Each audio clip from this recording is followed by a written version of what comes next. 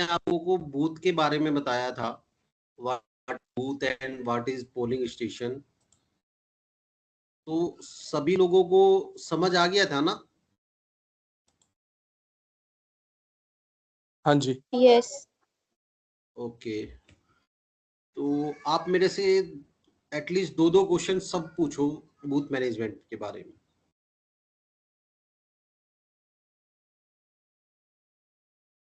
मतलब booth management की जरूरत क्यों पड़ती है, और why we use booth management in political management and what is benefit? I do have questions. Yes, tell me. So on polling day, when the parties, how they utilize this data in, like how it is beneficial to them, how they collect the vote share, how they got to know about that, how many percentage of vote share that they had right after the polling day. Okay. Okay, next and other question.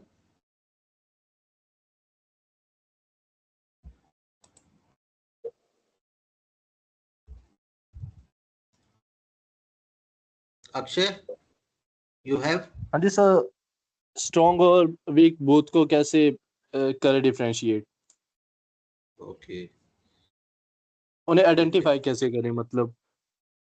ये question है ना? हाँ जी। Okay okay okay, तो देखिए last session में हम लोगों ने बूथ मैनेजमेंट स्टार्ट किया था। तो बूथ मैनेजमेंट होता क्या है? Booth management is a, you can call voter management also. Means आप बूथ पे क्या कर रहे हो, बूथ मैनेजमेंट पे क्या करोगे आप? बूथ मैनेजमेंट में first you should create your own team. It's called booth committee. Last time मैंने आपको बूथ कमेटी का फॉर्म भी दिखाया था, मैं आपको दोबारा से दिखा देता हूँ, ठीक है? फिर रफली लास्ट वाला सेशन रिकैप कर लेते हैं, देन फिर आगे स्टार्ट करेंगे। आज आपको मैं माइक्रो मैनेजमेंट भी बताऊंगा, ठीक है? माइक्रो मैनेजमेंट क्या कैसे होता है, क्या क्या उसमें होता है चीजें। देखो बूथ मैनेजमेंट के 3 या 4 या 5 सेशन भी हो सकते हैं। मतलब आपने बूथ मैनेजमेंट आपने कर लिया ना, और डेटा मैनेजमेंट, तो आपने पूरा, आप इलेक्शन कैंपेन कर सकते हो। ठीक है, डिजिटल तो इजी है चीजें, ठीक है? डिजिटल अगर जो आप कंप्यूटर से भी होंगे तो आपको आता होगा, ठीक है? But booth management without experience आप नहीं कर सकते। Got my point? Booth management बिना एक्सपीरियंस के आप कर ही नहीं सकते हो। तो मैं आज आपको अपना प्रीवियस एक्सपीरियंस शेयर करूंगा, और हम लोग बूथ पे कैसे काम करते हैं, how to work on booth management, how to work on booth committee, how to work on micro management.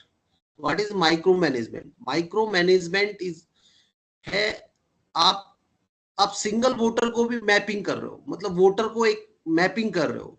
मतलब उस आपको पता है कि मेरे इस बूथ में, इस पर्टिकुलर बूथ में 1000 वोट हैं, 300 हाउस होल्ड है, एंड 300 हाउस होल्ड में पर्टिकुलर हाउस में कितने वोटर्स हैं, कितने वोट मेंबर हैं, 3 हैं, 5 हैं।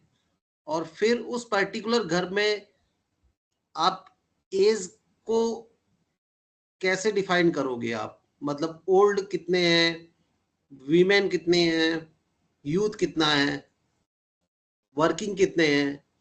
तो ये सब चीजें है ना, माइक्रो मैनेजमेंट में आता है। मतलब आपको एक एक चीज बूथ का, एक एक आपने है ना, आपने एक एक हाउस होल्ड है ना मैप किया हुआ है। वो कैसे करेंगे, वो कौन करेगा? तो वो दो चीजें होती हैं उसमें। लीडर्स की जो बूथ कमेटी होती है, first I will show you booth committee. Last session में मैंने आई थिंक दिखाया था ना बूथ कमेटी, यस और नॉट? Okay, leave it. तो this is booth committee form. मतलब बूथ कमेटी क्या होती है? Booth committee is a few important person of booth who knows every family at booth and every information about booth। मतलब उस booth पे जो एक हम टीम बनाते हैं जिसमें वो टीम मेंबर रहते हैं जो उसी बूथ पे वोटर भी हो और जो हमारे लिए इलेक्शन तक या इलेक्शन के बाद तक हमारे लिए मतलब लीडर्स के लिए काम करें। तो वो एक हम टीम बनाते हैं। तो वो टीम को हम एक सबको अलग अलग रेस्पॉन्सिबिलिटी डिस्ट्रीब्यूट कर देते हैं। किसी को बूथ इंचार्ज बना दिया, मतलब बूथ इंचार्ज के अंडर है ना सारे लोग रहेंगे, बूथ एजेंट, यूथ का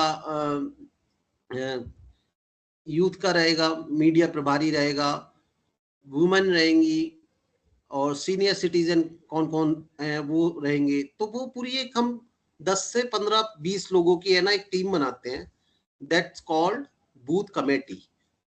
तो ये एक तरीके का फॉर्म रहता है जो हम लोग पूरी इंफॉर्मेशन इसमें फिल आउट करते हैं।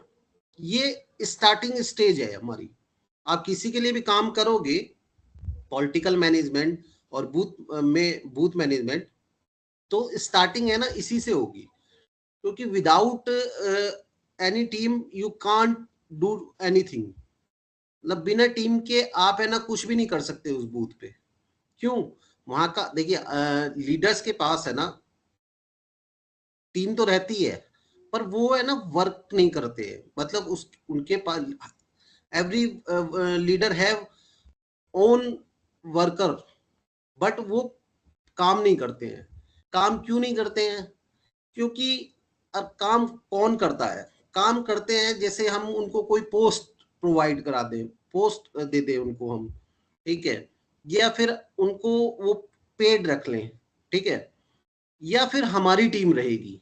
हमारी टीम तो अच्छा, बूथ कमेटी हम इसलिए बनाते हैं कि जैसे सपोज दैट कि किसी लीडर ने हमको हायर किया, हमारी टीम को हायर किया फॉर बूथ मैनेजमेंट, तो हम तो इलेक्शन तक हम लोग वहां पे रहेंगे, हमारी टीम इलेक्शन तक रहेगी, ठीक है। आफ्टर इलेक्शन कौन वर्क करेगा? तो वो बूथ कमेटी करती है लीडर्स के लिए। अब लीडर कोई भी एक बार के लिए इलेक्शन थोड़ी लड़ता है कि वो एक बार इलेक्शन लड़ लिया उसने, फाइट किया और बस वो एमएलए बना नहीं बना और फिर उसके बाद इलेक्शन ही नहीं लड़ेगा।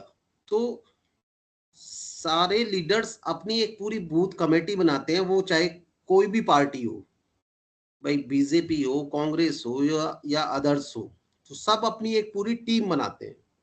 तो बूथ कमेटी इसलिए भी बनाते हैं कि एक हमारे पास प्रॉपर टीम रहती है। भाई हमें किसी पर्टिकुलर बूथ पे या पर्टिकुलर एरिया में कोई इवेंट कराना है, ठीक है, तो हम किसको हम टच करेंगे? हम करेंगे, सबसे पहले हम बूथ कमेटी को बताएंगे कि हम लोग है ना इवेंट कर रहे हैं, लीडर्स हमारा उस पर्टिकुलर एरिया में जितने भी बूथ हैं उसमें एक इवेंट करा रहे हैं हम लोग। तो उस पे वर्कआउट हमारी बूथ कमेटी करती है, ठीक है। अब बूथ कमेटी में कौन कौन होते हैं? बूथ कमेटी का फॉर्म किस तरीके का होता है? देखो, फॉर्म का स्ट्रक्चर तो हम लोग किसी भी तरीके से बना सकते हैं अपने अकॉर्डिंग, ठीक है। तो ये हमारा एक सिंपल फॉर्म है, ठीक है। मैं आपको दिखाता हूं अभी।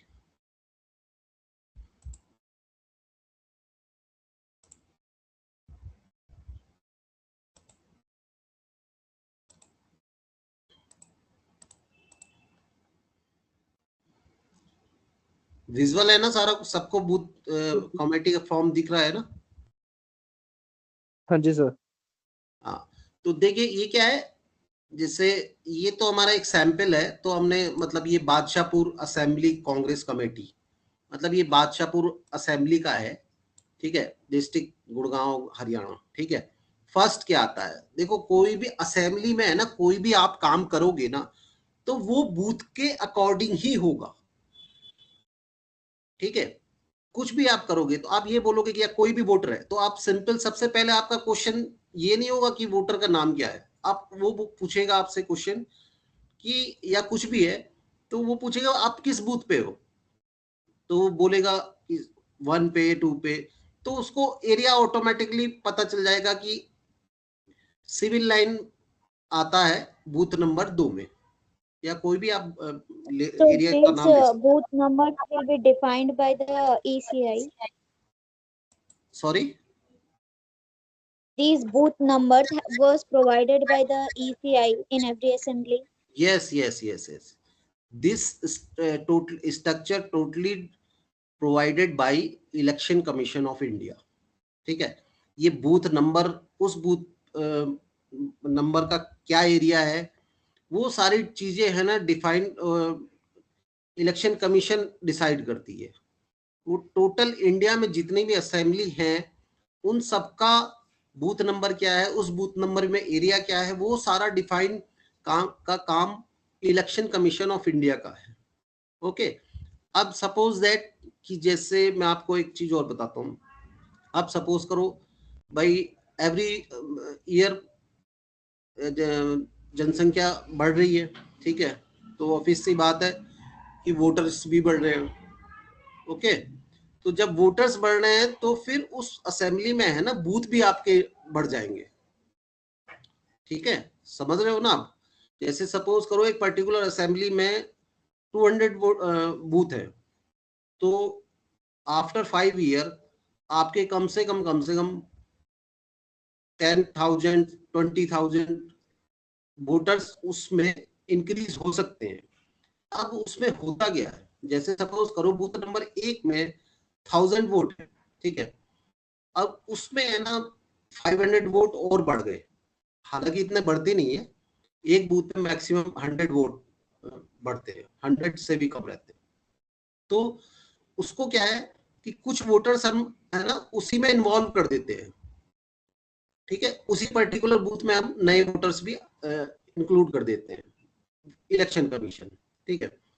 और एरिया सपोज दैट कि परिसीमन हो जाता है, मतलब एरिया को है ना कहीं प्लस कर दिया, एरिया कहीं माइनस कर दिया, वो हर 5 साल या 10 साल में होता रहता है, वो डिपेंड करता है गवर्नमेंट के ऊपर, ठीक है, वो गवर्नमेंट करवाती है, गवर्नमेंट मतलब इलेक्शन कमीशन को बोलती है कि आप है ना इस तरीके से करो, वो सेंट्रल गवर्नमेंट कराती है। अब जैसे अब क्या चल रहा है कि एक असेंबली के वोटर मतलब हाँ बोलो अक्षय। सर हमारे यहाँ पर जो बूथ है वो वार्ड्स के उस पे अकॉर्डिंग बटे होते हैं। जैसे हमारा वार्ड नंबर 1 है तो उस हमारे वार्ड नंबर 1 का बूथ जो है वो अलग है और वार्ड नंबर 2 का अलग है, तो यही सिस्टम होता है हर जगह ही। हाँ, मैं बताता हूँ आपको। देखो बूथ, देखो वार्ड के बूथ अलग होते हैं। देखो फर्स्ट आता है असेंबली का बूथ, असेंबली का बूथ नंबर जैसे 250 बूथ है तो 1 से लेके 250 तक होंगे। अब आता है वार्ड, तो वार्ड क्या है, वार्ड का में कुछ एरिया ले लेते हैं, मतलब एक सपोज दैट कि एक असेंबली में 5 वार्ड है या 6 वार्ड है या 10 वार्ड हो सकते हैं, ठीक है। तो अब उसमें क्या करते हैं कि उसमें वो डिवाइड कर देते हैं, मतलब उनके सेक्टर टाइप बना देते हैं हम लोग, मतलब इलेक्शन कमीशन, तो उनको वार्ड कह सकते हैं, या फिर रूरल का है तो उसको पंचायत कह सकते हैं, ठीक है भाई। अर्बन का है तो उसको वार्ड में डिवाइड कर दिया, ठीक है, और पंचायत का है तो उसको वो सॉरी रूरल का है तो उसको पंचायत में डिवाइड कर दिया। तो दोनों पंचायत और वार्ड एक तरीके से सिमिलर ही रहता है, उसको 4 पार्ट या 5 पार्ट या 6 पार्ट में डिवाइड कर देते हैं। तो बट अब जब वार्ड के इलेक्शन आते हैं ना तो बूथ नंबर वो नहीं रहेगा जो असेंबली का बूथ नंबर है, ठीक है। और जरूरी नहीं है कि वार्ड में जो असेंबली का वोटर है वो बूथ में भी रहे, वार्ड का बूथ वोटर्स मोस्टली 80% तक सिमिलर रहता है या 70% तक, बट 20-30% तक वोटर है ना जो असेंबली में होगा वो आपका वार्ड में या पंचायत में होगा ही नहीं। समझ रहे हो ना आप? देखिए होता क्या है, हाँ जी। उसका रीजन मैं बताता हूँ। अब एक असेंबली है, एक असेंबली में कुछ पार्ट सिटी का भी हो सकता है, कुछ पार्ट गांव का भी हो सकता है, विलेज का भी हो सकता है। तो अब क्या है, आपका असेंबली में तो है, ठीक है, असेंबली में सिटी भी है और विलेज भी है, ठीक है। आप अगर जो सिटी में हो तो आपका जरूरी नहीं है वोट उसमें वार्ड में या फिर पंचायत में भी हो, वो एड ऑन कराना पड़ता है। मतलब असेंबली का प्रोसेस दूसरा है, वार्ड का प्रोसेस दूसरा है। दोनों के वोटर्स है ना सिमिलर रहते हैं, पर काफी 30% तक है ना नहीं भी होते हैं, ठीक है। तो इसमें दोनों में कंफ्यूज मत होना। तो वार्ड वाला ये चीज क्लियर है ना, वार्ड और पंचायत का चीजें क्लियर है ना? हाँ, हाँ जी सर। तो उसमें कंफ्यूज मत होना। और देखो जैसे अभी मैं आपको प्रैक्टिकली चीजें बताता हूँ। दिल्ली में सीएम रेखा गुप्ता का एरिया मतलब वार्ड पड़ता है, जिससे वो पहले निगम पार्षद थी, ठीक है। देन असेंबली के इलेक्शन आए 25 में, लास्ट ईयर, ठीक है। तो वो उसको असेंबली से टिकट मिल गया, शालीमार बाग विधानसभा से। तो वो इलेक्टेड हो गई, मतलब वो विधायक बन गई। तो अब वो सीट है ना जो असेंबली वाली, वो सॉरी वार्ड वाली है, तो उसको छोड़नी पड़ी, ठीक है, क्योंकि एक ही पोजीशन पे आप रह सकते हो। तो फिर जो 4-5 सीट थी या शायद 10-12 12 वार्ड थे, सॉरी 12 निगम पार्षद है ना विधायक बन गए थे, तो वो सीट है ना फ्री हो गई थी। तो बाई इलेक्शन हुआ था एमसीडी का, तो रेखा गुप्ता की भी का भी वार्ड था उसमें, जिसपे मैंने वर्कआउट, मेरी टीम ने वर्क किया था कांग्रेस की तरफ से। तो उसमें क्या हुआ था, उसमें कंफ्यूज हो गए थे लोग। कैसे कंफ्यूज हो गए थे, अभी मैं आपको एक प्रैक्टिकली चीजें दिखाता हूँ। Wait a minute.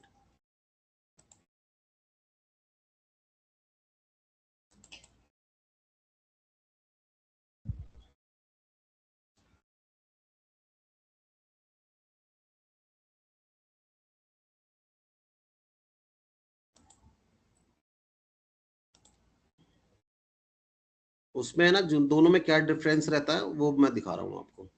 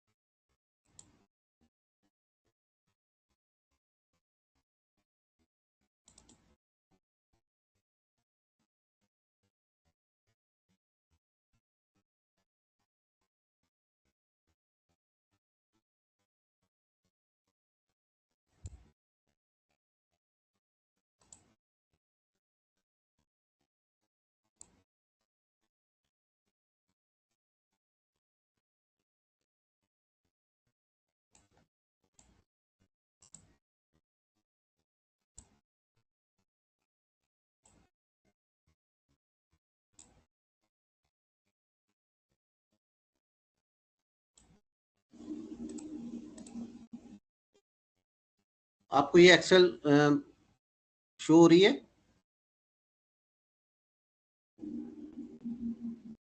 Excel Yes. दिख रही है ना आपको? हाँ जी, हाँ Yes. जी सर। हाँ। अब देखो ये है ना एक वार्ड का है, जो बाई इलेक्शन मैंने आपसे बताया था ना, उसका है ये।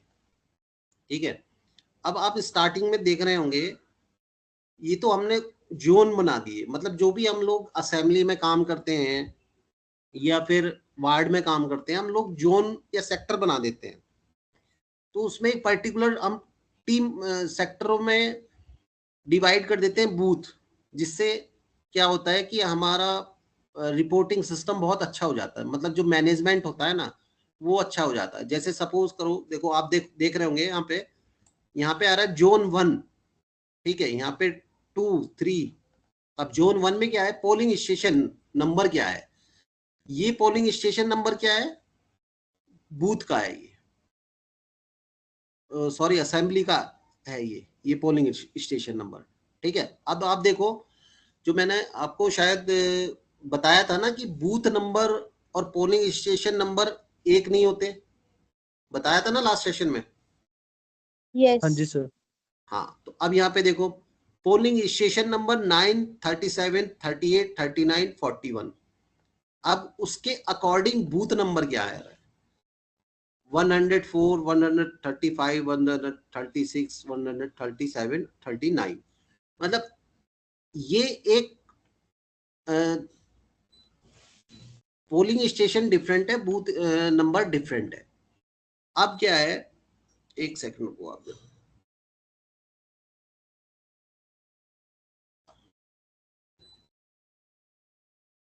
अब ये पोलिंग स्टेशन किसके हैं, ये पोलिंग स्टेशन है वार्ड के।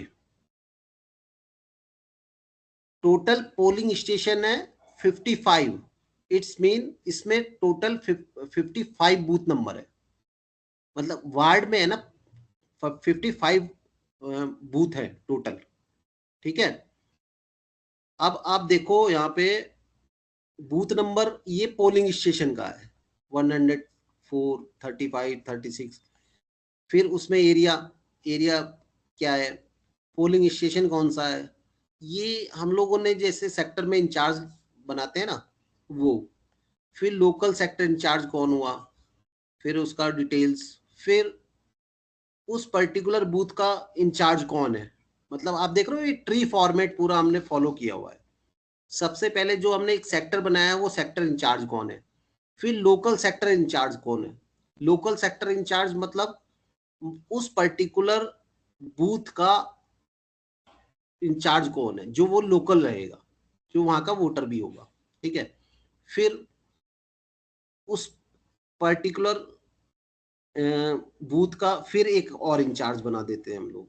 तो इस तरीके से ये 3-4, ये मैं आपको डेटा इसलिए दिखा रहा हूँ क्योंकि ये आप जब बूथ मैनेजमेंट करोगे ना तो पूरा ये डेटा मैनेजमेंट में ये वाला पार्ट आएगा। ठीक है, कि how to manage your voters data and booth committee data. तो इस तरीके से पूरा एक है ना ये सिस्टम हम लोग फॉलो करते हैं, पूरा एक मैनेज हम लोग कर देते हैं। एरिया वाइज हम लोग इंचार्ज बना देते हैं, जिसमें उस एरिया में कौन कौन से बूथ हैं। आप देख रहे हो ना, block BM, BS, BQ, U and V मंडल। ठीक है, तो उसमें है ना इस पर्टिकुलर एरिया में ये बूथ्स हैं। गॉट माय पॉइंट ना? तो ये सारा चीज है ना, ये पूरा डेटा का पार्ट है, तो ये डेटा मैनेजमेंट में हम लोग लर्न करेंगे। ठीक है, अब बैक टू आ जाते हैं, अब बूथ मैनेजमेंट पे आ जाते हैं। फिर ये मैं आपको इसलिए चीजें बीच बीच में दिखाता हूँ क्योंकि जब वो उस पर्टिकुलर टॉपिक से, देखो बूथ मैनेजमेंट और डेटा मैनेजमेंट पैरेलल चलते हैं।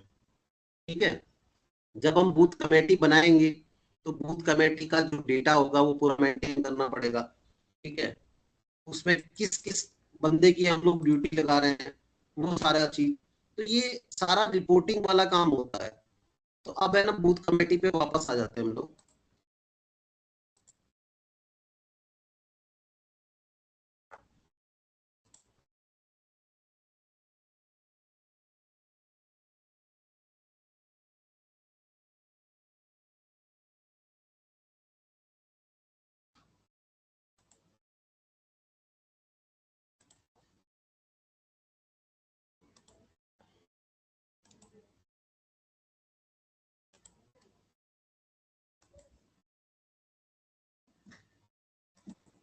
अब ये हम लोग वापस बूथ कमेटी पे आ गए।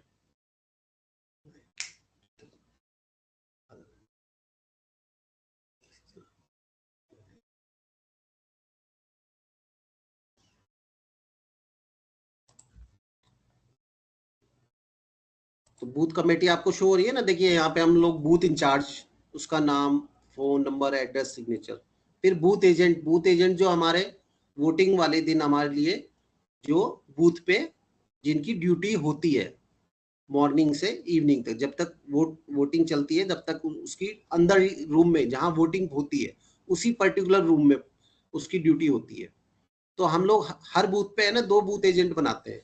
एक जिसको, एक को हम बोलते हैं रिलीवर, जैसे किसी को खाना खाना है या कहीं जाना है तो वो दूसरे वाले को बोल जाता है कि आप यहाँ पे रहो।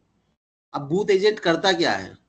बूथ एजेंट वोटर्स की आइडेंटिफिकेशन करता है कि ये फेक वोटर तो नहीं है, तो वो बूथ में एजेंट का काम होता है। ठीक है।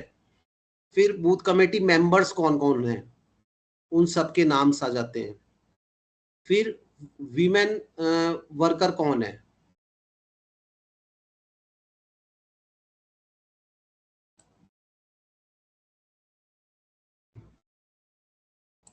ठीक है। देन फिर कास्ट वाइज वहां पे क्या है, उस पर्टिकुलर बूथ पे कौन किस कास्ट के ज्यादा घर हैं।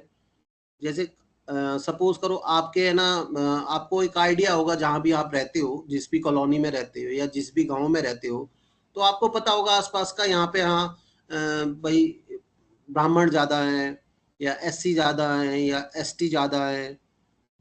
ठीक है। तो एक आइडिया ले लेते हैं, वो काम ये बूथ कमेटी वाले करते हैं। जो ये पूरी हम टीम बनाएंगे ना, तो ये कंप्लीट फॉर्म रहता है जिसमें सारा पूरा एक समरी रहती है बूथ की। तो वो जब ये बूथ कमेटी बन जाती है तो वो फिर है ना, वो पर्टिकुलर टीम पूरी बता देती है, हाँ यहाँ पे ये कास्ट ज्यादा है, तो ये चीज भी हम यहाँ लोग मेंशन करते हैं। भाई एक आइडिया लगा लेते हैं कि भाई ब्राह्मण के घर टोटल हाउस होंगे 100, और उन्हीं उसी के अकॉर्डिंग 4 से मल्टीप्लाई करके भाई 400 वोटर यहाँ के ब्राह्मणों के। ठीक है। तो वो एक रफली आइडिया वहाँ की पूरी बूथ कमेटी वो आइडिया लगा के यहाँ पे मेंशन करती है। फिर इन्फ्लुएंसर कौन से हैं, सीनियर कौन से हैं, और इम्पोर्टेंट भाई हर बूथ पे है ना, होता क्या है कि एक कुछ लोग होते हैं जो सीनियर सिटीजन होते हैं, वो पॉलिटिकली बहुत एक्टिव होते हैं। ठीक है। फिर और उनकी अपनी अपनी पार्टियां रहती हैं, भाई कोई कांग्रेस में रहता है, कोई बीजेपी में रहता है। ठीक है। तो इस तरीके से उनका पूरा एक 7-8 लोगों का या 10 लोगों का हम लोग लिस्ट बनाते हैं। ये सारा काम है ना, ये बूथ कमेटी ही करती है। फिर लोकल के इशू क्या है वहां पे, उस पर्टिकुलर बूथ के लोकल के इशू क्या है। ओके। फिर यूथ के सोशल मीडिया टीम हम एक क्रिएट करते हैं। उस पर्टिकुलर बूथ पे है ना 2 या 4 या 5 लोगों की हमने सोशल मीडिया की टीम बना लेते हैं। जो यूथ के लोग होते हैं उनको एक रेस्पॉन्सिबिलिटी देते हैं कि भाई जो भी हम लोग डिजिटल लीडर्स का हम लोग आप लोगों को भेजेंगे, वो आप अपने पर्टिकुलर वार्ड अपने बूथ पे फॉरवर्ड करना है आपको, या ग्रुप्स में करना है या फेसबुक के थ्रू शेयरिंग करनी है। ठीक है। तो वो टीम भी में फिर बीएलओ कौन है, बीएलओ और बीएलए में डिफरेंस पता है आप लोगों को? What is BLA? ऊपर आया था बी, ये आया है बूथ एजेंट। ओके। और ये है बीएलओ। तो बूथ एजेंट को हम बोलते हैं BLA. What my point? Booth level agent, जो हमारे लिए वर्क करता है। बूथ लेवल एजेंट बीएलए हमारे लिए वर्क करता है। और बीएलओ बूथ लेवल ऑफिसर, जो क्या है, इलेक्शन कमीशन के लिए काम करता है। इलेक्शन कमीशन उस पर्टिकुलर बूथ की रेस्पॉन्सिबिलिटी देती है बीएलओ को, जो गवर्नमेंट सर्वेंट रहता है। ठीक है। वो अपॉइंट करती है इलेक्शन कमीशन। तो सारे जितने भी आपकी असेंबली हैं ऑल ओवर इंडिया, हर बूथ की, हर असेंबली की पे की रेस्पॉन्सिबिलिटी एक पर्टिकुलर बीएलओ को होती है। वो उसका क्या काम रहता है बूथ लेवल ऑफिसर का? सपोज दैट कि आपका कोई वोटर्स है ना डेड हो गया है, उसका वोटर कार्ड, उसका वोटर लिस्ट से हटाना, नया कोई वोटर 18 प्लस आया है तो उसको ऐड करना, ठीक है, कोई शिफ्ट हो गया है, ठीक है, तो उसका उसका वोट उस वोटर लिस्ट में से हटाना। मतलब वोटर लिस्ट को मैनेज करने का काम है ना वो बीएलओ का होता है। वो डोर टू डोर जाके और वो सारी इंफॉर्मेशन कलेक्ट करता है, देन वो इलेक्शन कमीशन को सबमिट कर देता है और election commission final roll electoral ready करके वो पब्लिश कर देती है ऑनलाइन, ठीक है, जिस उसको बोलते हैं वोटर लिस्ट। और जिसमें आपको पब्लिकेशन डेट भी होती है एक पर्टिकुलर ईयर में, अक्टूबर और नवंबर और जनवरी में, 1 अक्टूबर को और फिर जनवरी को, इन दो डेट को है ना ये फाइनल रोल है ना अपडेट करते हैं हर असेंबली का, सारी असेंबली का। Every year, sorry, yes, every every year every they, year, every year, ठीक है। और आप है ना अपना वोट है ना, सपोज दैट आप 18 प्लस हो गए या फिर कोई भी आपका फैमिली मेंबर 18 प्लस हो गया, तो आप अपना वोट है ना खुद भी बना सकते हैं। उसमें एक फॉर्म आता है फॉर्म 6। फॉर्म 6 में क्या होता है, एक वोटर का पूरा फॉर्म रहता है जिसको आप ऑनलाइन भी फिल कर सकते हो और आप ऑफलाइन भी फिल करके बीएलओ को दे सकते हो, ठीक है। तो आप ऑनलाइन आप फिलअप कर दोगे, उसमें रिक्वायरमेंट रहती है पर्टिकुलर डॉक्यूमेंट्स की, वो आप लोग सबमिट कर दोगे, बीएलओ क्या करेगा उसकी वेरिफिकेशन करेगा, देन वो ओके कर देगा, वेरिफिकेशन ओके हो गई, देन आपका वोटर वोटिंग लिस्ट में आ जाएगा, ठीक है। और सेकंड, आप वोटर फॉर्म 6 है ना आप डाउनलोड करके आप फिल करके आप उसको बीएलओ को भी दे सकते हो, वो वेरीफाई करके सारे डॉक्यूमेंट में क्या क्या आता है भाई, आप उस पर्टिकुलर जहां घर पे रहते हो उसका इलेक्ट्रिसिटी बिल या कोई भी एड्रेस प्रूफ में है ना कोई चीज आपसे मांगेगा, और प्लस आपका आई कार्ड, कोई भी जैसे आधार कार्ड हो गया या फिर पैन कार्ड भी चल जाता है, ओके, तो वो भी आप करके है ना वो सबमिट बीएलओ को करते हैं। तो बीएलओ का काम है वो वोटर्स का updation, what my point, voter को अपडेट करना वोटर लिस्ट में का काम है बीएलओ का, ठीक है। बीएलओ और बीएलए का डिफरेंस समझ में आ गया ना, ये बहुत इंपॉर्टेंट चीज है, don't be confuse in BLO and BLA.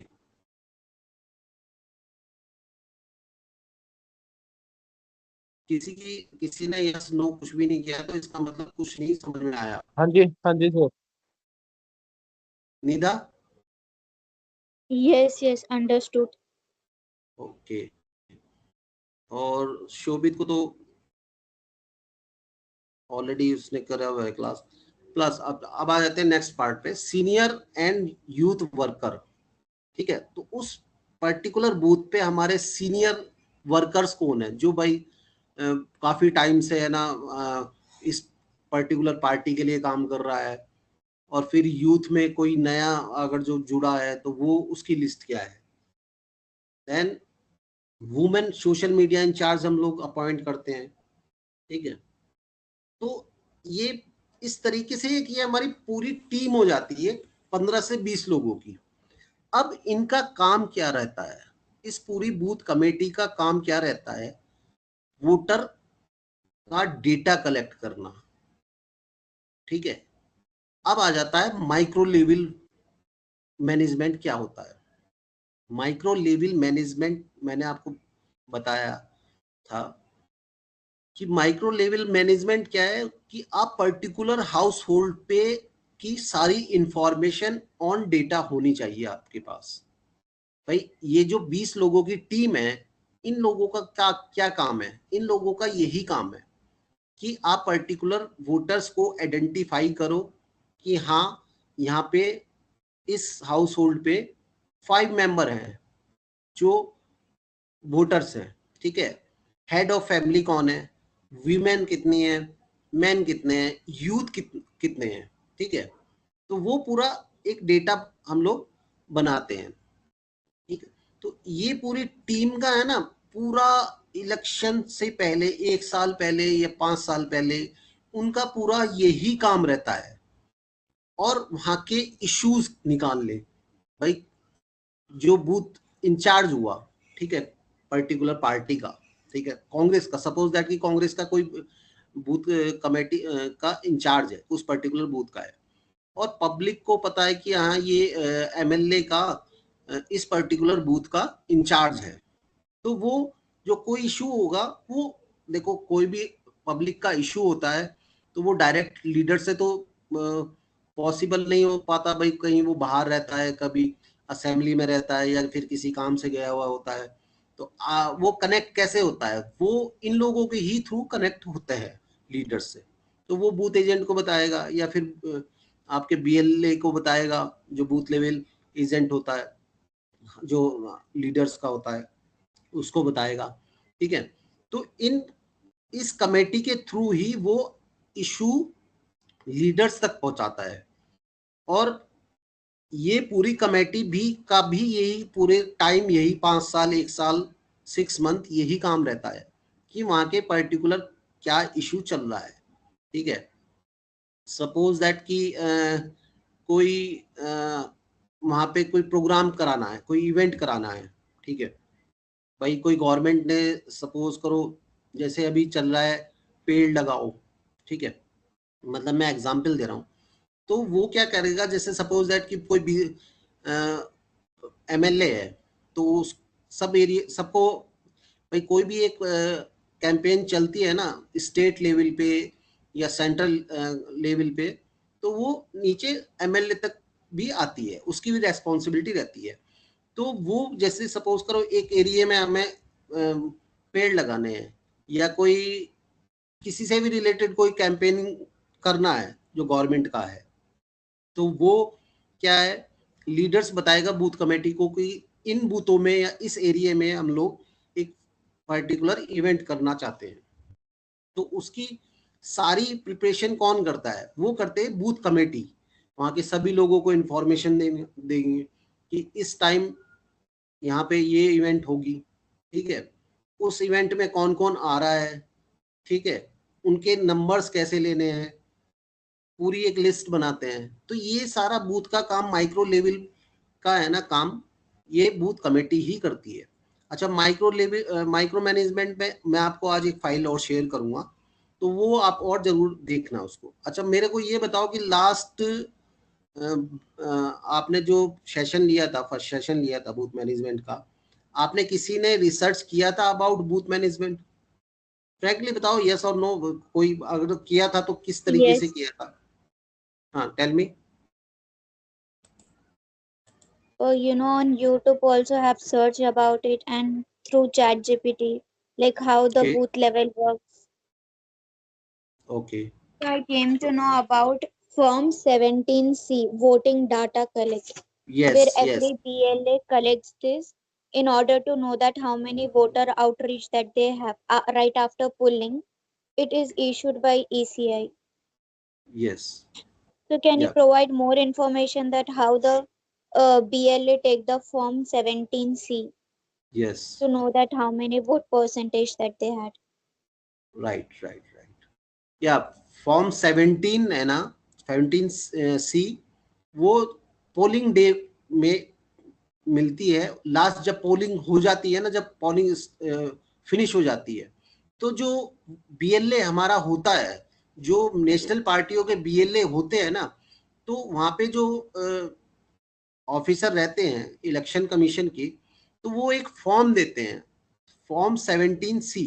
Form 17C में क्या होता है कि उसमें टोटल नंबर ऑफ वोटर आएंगे, कि टोटल वोट इतने हुए हैं, इतना परसेंटेज वोटिंग हुआ है।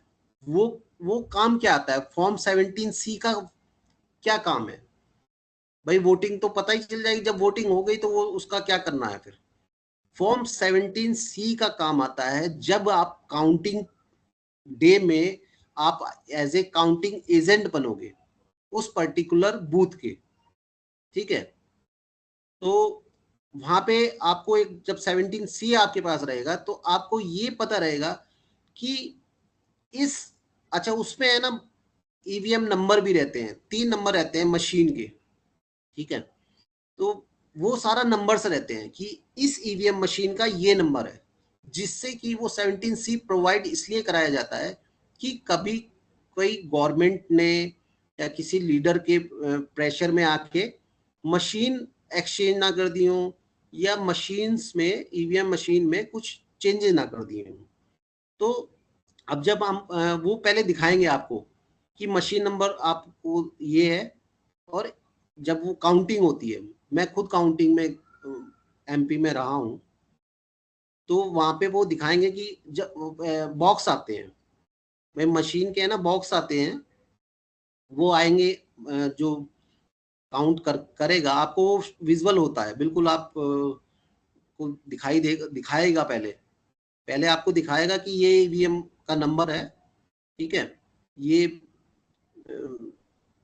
टोटल वोटर इतने हैं। तो वो फिर है ना 17C से मैच करेगा कि भाई 702 वोट मेरे 70C में है, बट ये मशीन गलत दिखा रहे हैं। तो आप उस पर ऑब्जेक्शन भी कर सकते हो, आपको ऑब्जेक्शन का भी अलाउ होता है, क्योंकि आप जब बूथ काउंटिंग एजेंट बनते हो ना, तो वो एक प्रिसाइडिंग ऑफिसर होते हैं, वो लोग बनाते हैं। तो आपको पूरा वहाँ पे हक होता है कि आप है ना ऑब्जेक्शन, आपको लग रहा है कि इसमें कुछ इशू है, देन आप ऑब्जेक्शन कर सकते हो, क्योंकि आप काउंटिंग एजेंट हो। जैसे पोलिंग एजेंट होते हैं ना, जिसको बीएलए बोलते हैं, तो वो इस तरीके से ही, जैसे बीएलए को है ना वोटिंग वाले डे से पहले बनता है, मतलब वोटिंग वाले दिन मॉर्निंग में बनता है, जब वोटिंग शुरू होने से 1 घंटे पहले बन जाते हैं। जो भी वोटर, जो भी बीएलए होते हैं, वो सबसे पहले पहुंच जाते हैं अपने कार्ड बनवाने, उनका एक पर्टिकुलर आई कार्ड बनता है, ऐसे ही काउंटिंग वालों का बनता है। तो 17C होता है वो, सही आपने सही रिसर्च किया। इसी तरीके से आप लोग जैसे क्वेश्चन करोगे ना, तो लोगों, बाकी लोगों को भी समझ में आएगा कि हाँ भाई, जैसे आपने 17C बोला, इस तरीके से आप जब रिसर्च करोगे तो आपको कुछ ना कुछ इंफॉर्मेशन मिलेगी। भाई उसका डीपली यूज क्या होता है, आपको चीजें पता हो। भाई बूथ मैनेजमेंट में माइक्रो मैनेजमेंट क्या होता है, जैसे नीरा ने पर्टिकुलर रिसर्च किया और 17C उसको समझ आया, उसको नहीं भी आया तो मैंने उस चीज को डीपली बता दिया, भाई प्रैक्टिकली क्या होता, कहाँ जरूरत पड़ती है उसकी। तो इसीलिए ना आप लोग है ना रिसर्च जरूर करा करो पर्टिकुलर मॉड्यूल पे, ठीक है। अब आप माइक्रो मैनेजमेंट का भी आप लोग है ना, मैं आपको एक नोट्स दूंगा, माइक्रो मैनेजमेंट में क्या क्या चीजें होती हैं स्टेप बाय स्टेप, वो नोट डाउन है, वो जरूर आप स्टडी करना, ठीक है।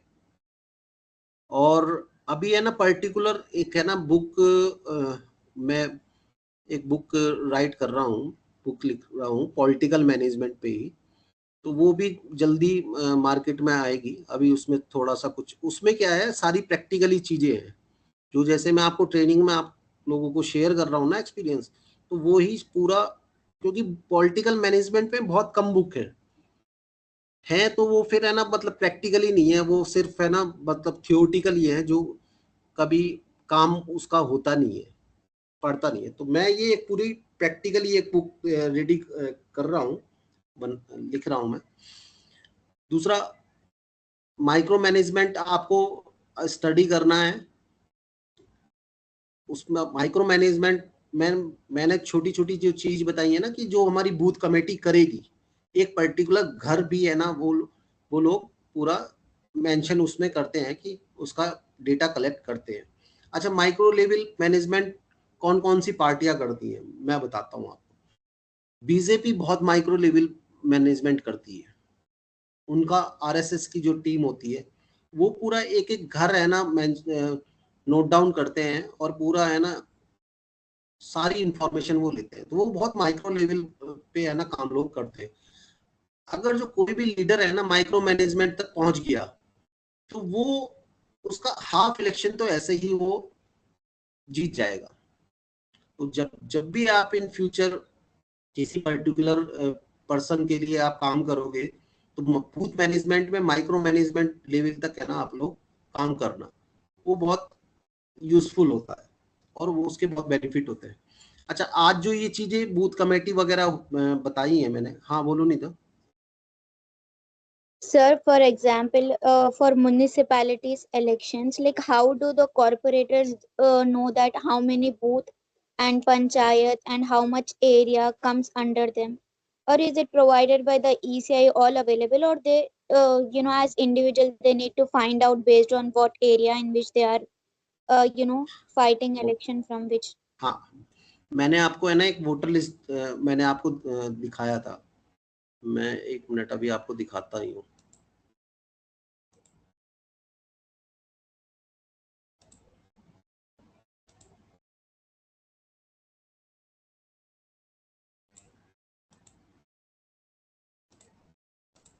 देखो, सारा इंफॉर्मेशन है ना उस असेंबली का ऑनलाइन अवेलेबल रहता है।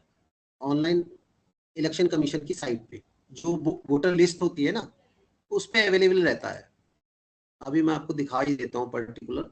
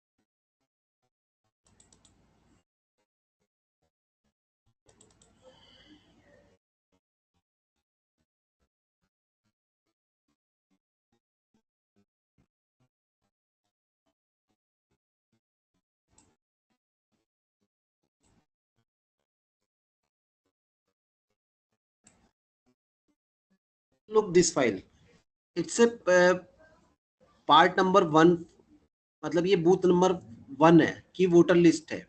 इसमें सारी चीज होती है। मतलब जैसे निधा ने क्वेश्चन पूछा कि उस पर्टिकुलर बूथ में कौन कौन से एरियाज आते हैं। अब देखिए पार्ट नंबर 1 है ये। अब इसमें पब्लिकेशन डेट भी है, देखिए ये आ रहा है ना 1/7/25, ठीक है, और पब्लिकेशन डेट 39/25।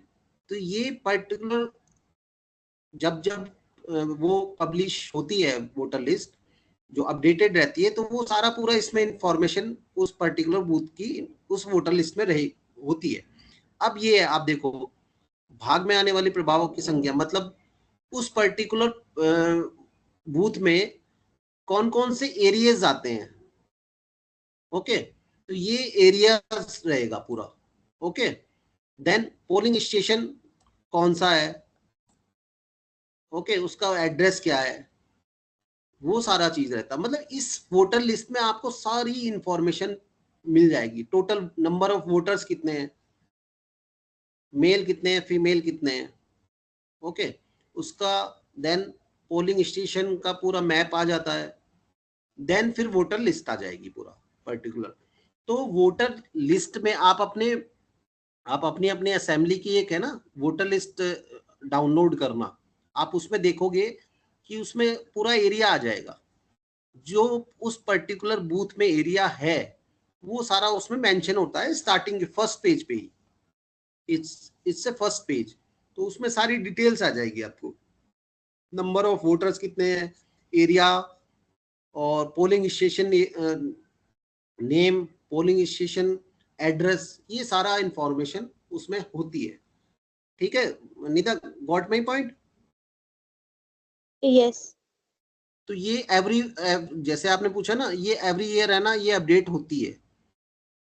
वैसे तो ईयर में 2 टाइम होती है। अब जैसे SIR चल रही है, तो ये जो अपडेटेड लिस्ट होगी वो 25 की है, किसी भी स्टेट की।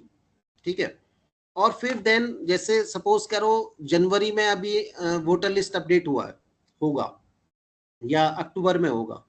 ठीक है, अब SIR चल रही है हरियाणा में, दिल्ली में। तो अब क्या है, ये जनवरी या नवंबर में ये लोग अपडेट करेंगे जितने भी आफ्टर SIR, देन फिर जनवरी में करेंगे, देन फिर इलेक्शन के टाइम पे करेंगे। सपोज जैसे अभी यूपी में इलेक्शन है, तो वहां पे जनवरी में अपडेट होगी। ठीक है, देन फिर इलेक्शन के टाइम होगी, इलेक्शन से पहले होगी, जैसे डिक्लेयर होंगे तब होगी। ठीक है, फिर एक सप्लीमेंट्री जिसे कहते हैं, जिसमें कुछ वोटर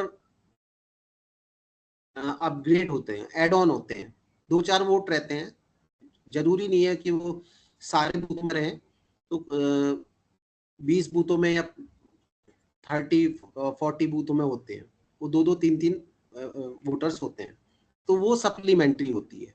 ठीक है, तो वो इलेक्शन डे से 10 दिन पहले के करीब वो आती है। ठीक है, तो ये पूरा डिटेल्स होती है। और अक्षय आप पूछो कोई। सर ये बूथ फॉर्म कमेटी, सी के बूथ कमेटी समझ में आ गई है ना आप लोगों को? हाँ जी सर, ये फॉर्म सी के रिलेटेड जो सबसे पहले जो कंट्रोवर्सी 2024 के जनरल इलेक्शन में आई थी, तो उस समय फॉर्म ए के बारे में भी थोड़ा बहुत आ रहा था फॉर्म ए, न्यूज़ में। हाँ जी, तो इन दोनों में डिफरेंस डिफरेंस क्या है, देखो फॉर्म 17A और 17C में? देखो क्या होता है कि फॉर्म, देखो 17 तो होता ही होता है, 17C या 17 कुछ भी, A या B होगा। ठीक है, तो वो क्या है, वार्ड के इलेक्शन में और असेंबली के इलेक्शन में चेंज होते रहते हैं। अब जैसे ये आपके शालीमार बाई इलेक्शन में मैंने आपको बताया था ना अभी, तो शालीमार इलेक्शन में 17C नहीं था, वो 17B था, तो वो वार्ड का इलेक्शन था, तो उसमें वहां पे वो चेंज उन्होंने कर दिया है। असेंबली के इलेक्शन में 17C ही होता है। अच्छा, second thing, form 6, form 7, form 7A, form 8, इन चीजों में डिफरेंस क्या होता है, ये मैं नेक्स्ट सेशन में आपको बताऊंगा। पहले आप लोग इसके बारे में रिसर्च करना कि 7, फॉर्म 6 का तो मैंने आपको बता ही दिया कि न्यू वोटर्स के लिए होता है।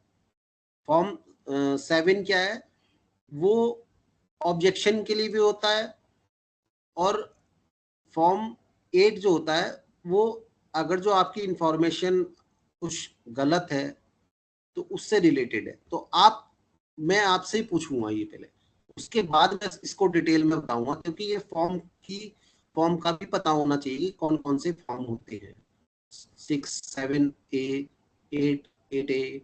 ठीक है, तो ये आप लोग थोड़ा रिसर्च करना, आप मेरे को बताओगे, फिर मैं उनका है ना प्रैक्टिकली चीजें क्या क्या होती हैं वो मैं आप लोगों को बताऊंगा नेक्स्ट सेशन में।